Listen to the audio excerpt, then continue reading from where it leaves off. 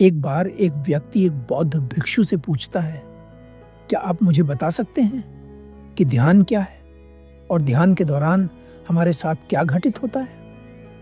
वो बौद्ध भिक्षु उस व्यक्ति से कहते हैं, मैं तुम्हें एक बालक की एक छोटी सी कहानी सुनाता हूँ। एक बार एक छोटा बालक एक तालाब के पास खड़ा होता है और तालाब के पानी में देखता है कि उसके जैसा ही एक और बालक पानी में भी है।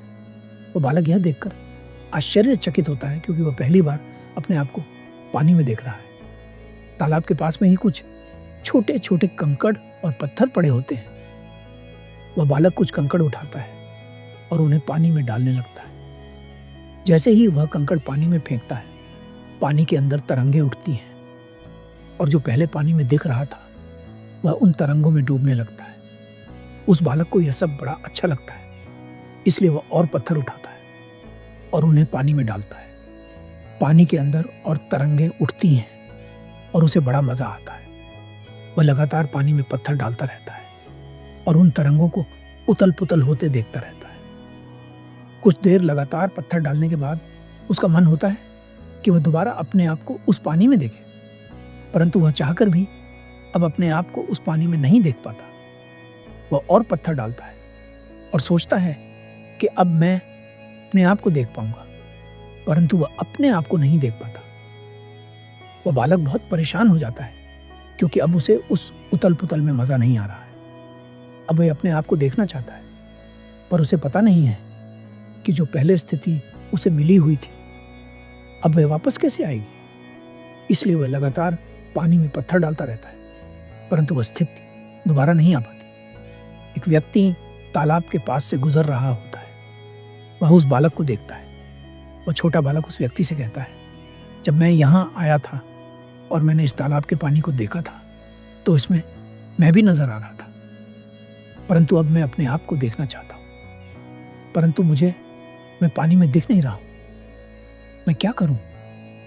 वह व्यक्ति कहता है, जो पत्थर तुमने अपने हाथ में लिए हुए हैं उन्हें फेंक दो। वह बालक उन पत्थरों को फेंक देता है। वह व्यक्ति उस बालक से कहता है, अब पानी के अंदर जो तरंगें उठ रही हैं उन्हें ध्यान से देखते रहो।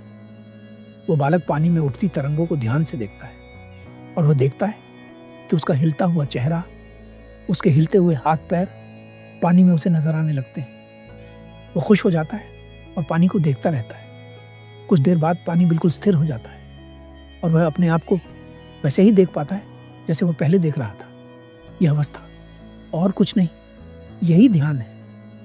वो बौद्ध भिक्षु उस व्यक्ति से कहते हैं, उस छोटे बालक की ही तरह तुम भी पानी में लगातार पत्थर डाले जा रहे हो और इस आशा में बैठे हो कि तुम अपने आप को पानी में देख पाओगे, परंतु यह तब तक संभव नहीं जब तक पानी में तरंगें उठ रही हैं।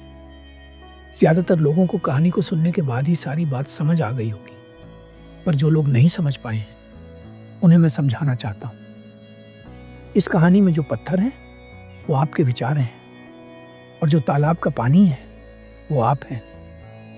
जब आपके भीतर विचार प्रवेश करते हैं तब आप लगातार कुछ सोचने लगते हैं, परंतु जब हम ध्यान में बैठते हैं और अपने भीतर विचारों को आने नहीं देते, अपने भीतर विचार ना आने देने से मेरा मतलब है हमारे भीतर जो भी जानकारी प्रवेश करती है वह हमारे 5 इंद्रियों से करती है, हमारी 5 सेंसेस से।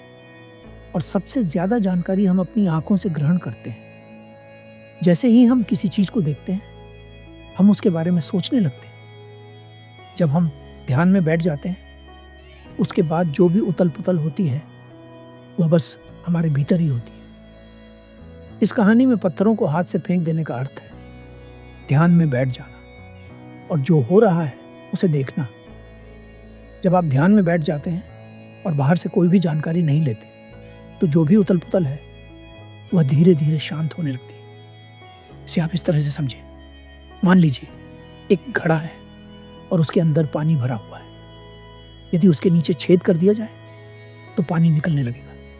अगर लगातार ऊपर से पानी डाला भी जाए और नीचे से निकलता भी रहे तो वह घड़ा कभी भी खाली नहीं हो पाएगा, परंतु अगर ऊपर से पानी डालना बंद कर दिया जाए तो वह घड़ा निश्चित ही एक समय पर जाकर खाली हो जाएगा।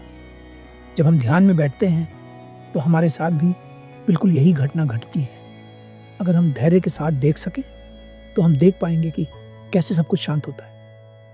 अब आपका सवाल हो सकता है कि कितना धैर्य करना होगा हमें। तो इसका जवाब है, आपके भीतर इतना धैर्य होना चाहिए कि घटना आज घटे या 1 साल बाद आपको कोई फर्क नहीं पड़ता।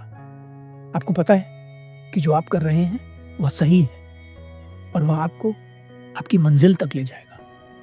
अगर इतना धैर्य आपके भीतर है तो आपके लिए इस दुनिया में सब कुछ संभव है। आशा करता हूं यह छोटी सी कहानी आपको एक बड़ी सीख देगी और आपके जीवन में और ज्यादा स्पष्टता लाएगी। धन्यवाद।